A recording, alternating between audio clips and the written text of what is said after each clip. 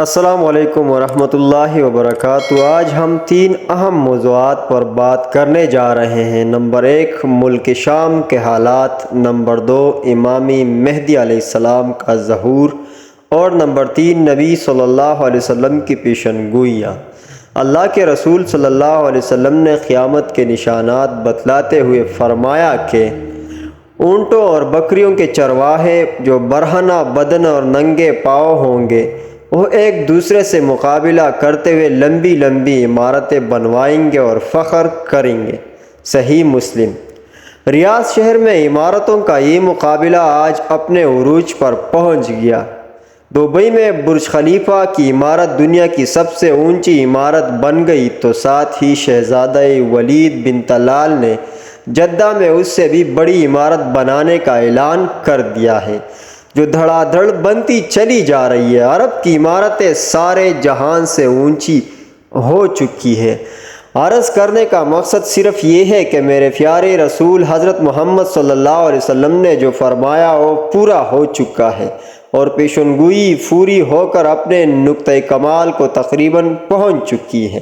عرب کا سب سے زیادہ تیل خریداری کرنے والا امریکہ نے صدام کو ختم کر کے تیل کی دولت سے سیراب ملک عراق کے کنوؤں پر قبضہ جما لیا ہے اور لاکھوں بیرل مفت وصول کر رہا ہے، تو پھر تیل کی گرتی مانگ نے تیل کی قیمتوں کو نچلی سطح پر پہنچا دیا، جس سے عرب ممالک کا سنہرا دور خاتمے کے قریب ہے۔ سوال پیدا ہوتا ہے، اس زوال کے بعد کیا ہے؟ اللہ کے رسول صلی اللہ علیہ وسلم کی ایک اور حدیث ہے کہ قیامت سے پہلے سرزمین عرب دوبارہ سرسبز ہو جائے گی۔ صحیح مسلم میں یہ درج ہے۔ سعودی عرب اور امارات میں بارشیں شروع ہو چکی ہیں، مکہ اور جدہ میں سیلاب آ چکے ہیں۔ عرب سرزمین جسے پہلے ہی جدید ٹیکنالوجی کو کام میں لا کر سرسبز بنانے کی کوشش کی گئی ہے، وہ قدرتی موسم کی وجہ سے بھی سرسبز بننے جا رہی ہے۔ سعودی عرب گندم میں پہلے ہی خود کفیل ہو چکا ہے۔ اب وہاں خشک پہاڑوں پر بارشوں کی وجہ سے سبزہ اگنا شروع ہو چکا ہے۔ پہاڑ سرسبز ہونا شروع ہو گئے ہیں۔ بارشوں کی وجہ سے آخر کار حکومت کو ڈیم بنانا ہوں گے، جس سے پانی کی نہریں نکلیں گی، ہریالی ہوگی، سبزہ مزید ہوگا، فصلیں لہلہائیں گی۔ یوں یہ پیشن گوئی بھی اپنی تکمیلی مراحل سے گزرنے جا رہی ہے، اور جو میرے حضور صلی اللہ علیہ وسلم نے فرمایا اسے ہم اپنی آنکھوں سے دیکھتے جا رہے ہیں۔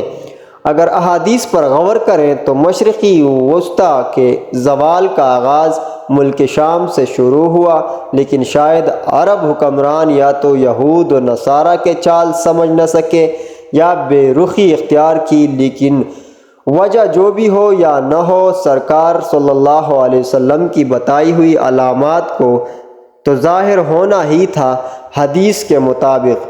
چنانچہ حدیث پاک میں ارشاد ہے، رسول اللہ صلی اللہ علیہ وسلم نے فرمایا، جب اہل شام تباہی و بربادی کا شکار ہو جائیں تو پھر تم میں کوئی خیر باقی نہ رہے گی۔ سنن ترمذی 2192 باب ماجہ فی شام، حدیث صحیح۔ میرے محترم و مکرم قارئین کرام، یاد رکھیں احادیث مبارکہ کی روح سے شام و اہل شام سے امت مسلمہ کا مستقبل وابستہ ہے۔ اگر ملک شام ایسے ہی برباد ہوتے رہا تو پوری امت مسلمہ کی بھی خیر نہیں۔ ویسے تو 90% برباد ہو چکا ہے اب، جبکہ 5 سالہ خونریزی میں 8 لاکھ بے گناہ بچے، بوڑھے، عورتیں شہید اور لاتعداد دوسرے ملک کی سرحدوں پر زندگی کی بھیک مانگتے ہوئے شہید ہو رہے ہیں، اور اتنے ہی تعداد میں زخمی یا معذور ہو چکے۔ لہٰذا شام مکمل تباہی کے بعد اب نزع کی حالت میں ہے۔ اس حدیث کے حساب سے عرب ممالک کے سنہرے دور کے خاتمے کی اہم وجہ ملک شام کے موجودہ حالات ہیں۔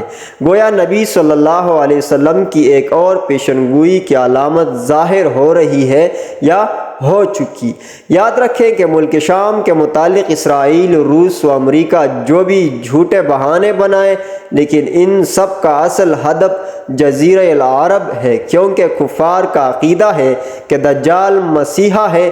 اس وجہ سے یہ لوگ دجال کے انتظامات مکمل کر رہے ہیں، جس کے لیے عرب ممالک میں عدم استحکام پیدا کرنا ہے، کیونکہ ملک شام پر یہود و نصارہ قبضہ کرنا چاہتے ہیں اور یہ ہو کر رہے گا حضرت مہدی علیہ السلام کے ظہور سے قبل۔ چنانچہ کتاب فتن میں ہے کہ آخری زمانے میں جب مسلمان ہر طرف سے مغلوب ہو جائیں گے، مسلسل جنگیں ہوگی، شام میں بھی عیسائیوں کی حکومت قائم ہو جائے گی۔ علماء کرام سے سنا ہے کہ سعودیہ، مصر، ترکی بھی باقی نہ رہے گا، ہر جگہ کفار کے مظالم بڑھ جائیں گے، امت آپسی خانہ جنگی کا شکار رہے گی۔ عرب یعنی خلیجی ممالک، سعودی عرب وغیرہ میں بھی مسلمانوں کی باقاعدہ پرشوکت حکومت نہیں رہے گی۔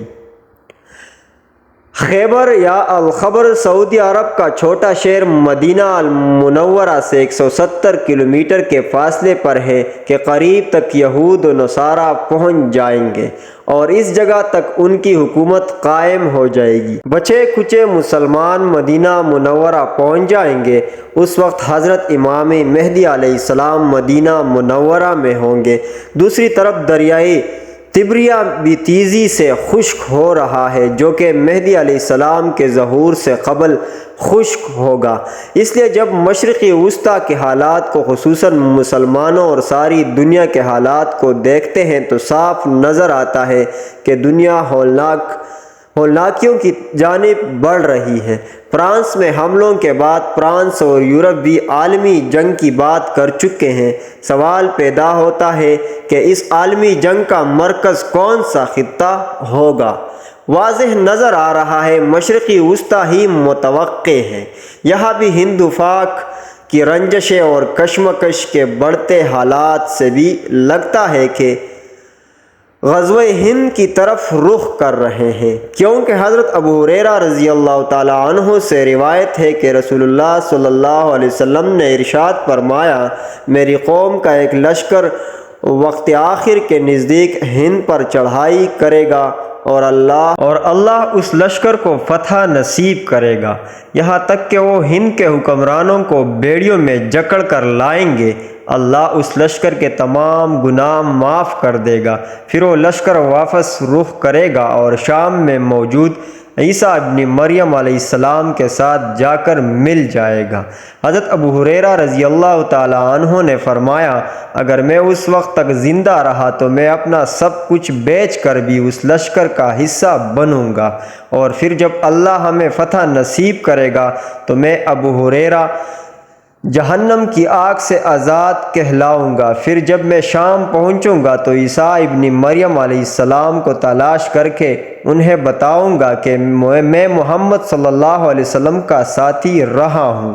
رسول پاک صلی اللہ علیہ وسلم نے تبسم فرمایا اور کہا، بہت مشکل کتاب الفتن صفحہ نمبر 409۔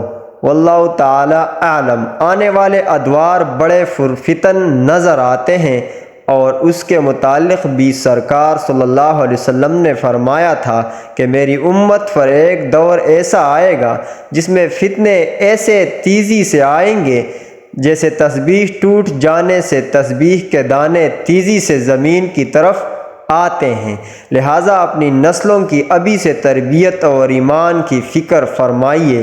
موبائل کے بے جا استعمال سے، دیر رات تک جاگنے، فیشن اور یہودی انداز اپنانے سے، نمازوں کو ترک کرنے سے روکیے، ورنہ آزمائش کا مقابلہ دشوار ہوگا۔